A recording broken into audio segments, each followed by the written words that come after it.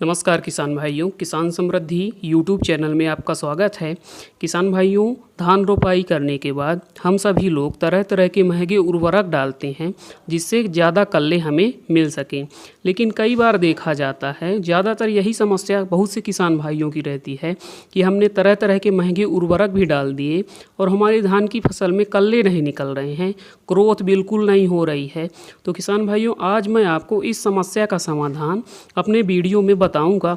बस आपको वीडियो के अंत तक हमारे साथ बने रहना है। किसान भाइयों, यदि आपने भी जिंक, सल्फर, तरह तरह के ग्रोथ प्रमोटर डाल दिए हैं और आपकी धान की फसल से कल्ले नहीं निकल रहे हैं, तो इसका सबसे बड़ा कारण होता है किसान भाइयों कि आपके पौधे की जड़ों में कोई ना कोई कमी है। तो इसके लिए किसान भाइयों, मैं आपको समाधान बता रहा हूँ। आपको किसान भाइयों तरह तरह के उर्वरक डालने की आवश्यकता नहीं है, क्योंकि आप उर्वरक डालते जाएंगे और पौधे की जड़ एक्टिव नहीं है तो पौधा उसे ग्रहण कर ही नहीं पाएगा और वह व्यर्थ ही मिट्टी में पड़े रहेंगे। तो सबसे पहले किसान भाइयों, जो आपको पहला कार्य करना है, तो आपको अपने धान की फसल की एक पौधा उखाड़ लेना है और उसकी जड़ देखना है। यदि जड़ें काली हैं या कि बहुत ज़्यादा लाल पड़ गई हैं तो आप समझ लीजिए कि किसी न किसी कीट का प्रकोप है।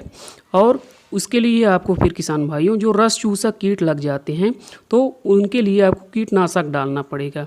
लेकिन जो दूसरी समस्या होती है, जो सबसे ज़्यादा होती है, कि किसी भी प्रकार का कीट नहीं लगा होता है, ना ही कोई फफूंद जनित समस्या होती है, फिर भी धान की फसल में ग्रोथ, कल्ले और बढ़वार पूरी तरह से रुकी हुई होती। होता क्या है कि हम जो रासायनिक उर्वरक डालते हैं तो उसके कारण से हमारी जो मिट्टी है तो वह हार्ड हो जाती है, जिससे पौधे पर्याप्त मात्रा में ऑक्सीजन नहीं ग्रहण कर पाते हैं और जड़ें मिट्टी में नीचे तक नहीं जाती हैं, जिससे उर्वरकों को, पोषक तत्वों को वह ग्रहण नहीं कर पाती हैं।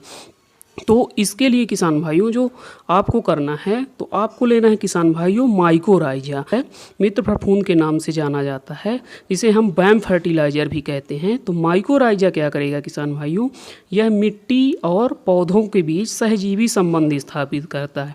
यह पूरा का पूरा कार्य जड़ों में करेगा।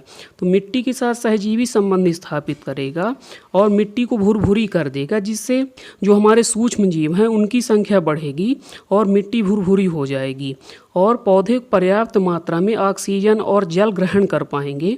और जो यह सहजीवी संबंध स्थापित करता है, उसके प्रभाव से जो हमने उर्वरक डाल दिए हैं तो पौधे उसे आसानी से ग्रहण कर लेंगे। और यह किसान भाइयों सस्ता भी बहुत ज़्यादा पड़ता है। यह लगभग 40 से 50 रुपए किलो के हिसाब से आपको मिल जाएगा। इसकी मैं मात्रा की बात करूं तो 1 एकड़ के लिए आपको 3 से 4 किलोग्राम माइकोराइजा लेना है और करीब 30 से 40 किलोग्राम यूरिया के साथ ही मिलाकर आपको अपनी धान की फसल में डाल देना है। इसके बाद किसान भाइयों, लगभग 1 हफ्ते के अंदर ही आपको माइकोराइजा के शानदार परिणाम अपने खेत में देखने को मिलने लगेंगे। कल्ले ज़्यादा निकलेंगे, ग्रोथ बढ़िया शुरू हो जाएगी और हरियाली भी बढ़िया होगी।